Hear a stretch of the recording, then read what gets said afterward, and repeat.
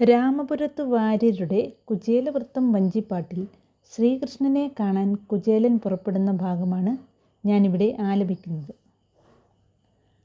അക്കാലത്തൊന്നിച്ചു ഗുരുകുലവാസം ചെയ്ക മൂലം ചിൽക്കാതൽക്കു സാതീത്യനായിരുന്ന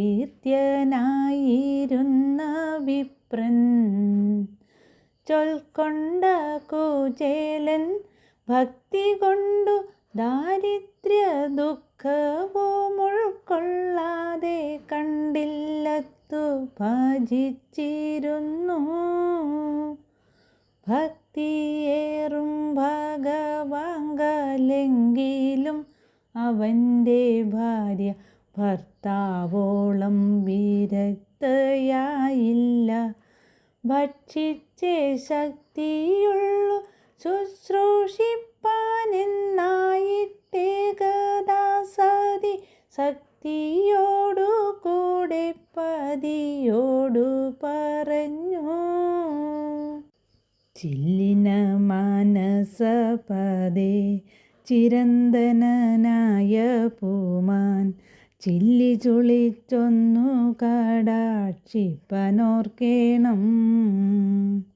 ഇല്ല ദാരിദ്ര്യാർത്തിയോളം വലുതായിട്ടൊരാർത്തിയും ഇല്ലം വീണു കുത്തുമാറായി അതും കണ്ടാലും. വല്ലഭ കേട്ടാലും പരമാത്മമഗ്നനായ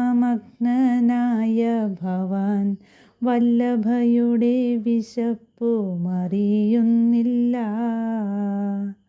സർവവേദശാസ്ത്രപുരാണജ്ഞൻ ഭവാൻ ബ്രഹ്മശക്ര സർവവന്ദ്യനായ ശൗരീ തവ വയസ്യൻ. നിർവാണദനായ ലക്ഷ്മീപതിയെ ചെന്നു കണ്ടാലേ ദുർവാരദാരിദ്ര്യ ദുഃഖമൊഴിയും നൂനം. ഗുരുഗ്രഹത്തിങ്കൽ നിന്നു പിരിഞ്ഞതിൽ പിന്നെ ജഗൽ ഗുരുവിനെയുണ്ടോ കണ്ടു.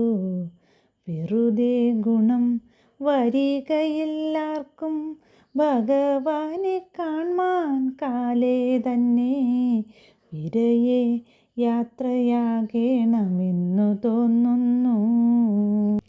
പറഞ്ഞതങ്ങനെ തന്നെ പാതിരാവായല്ലോ പത്നി കുറഞ്ഞൊന്നുറങ്ങട്ടെ ഞാനുലകിലേഴും.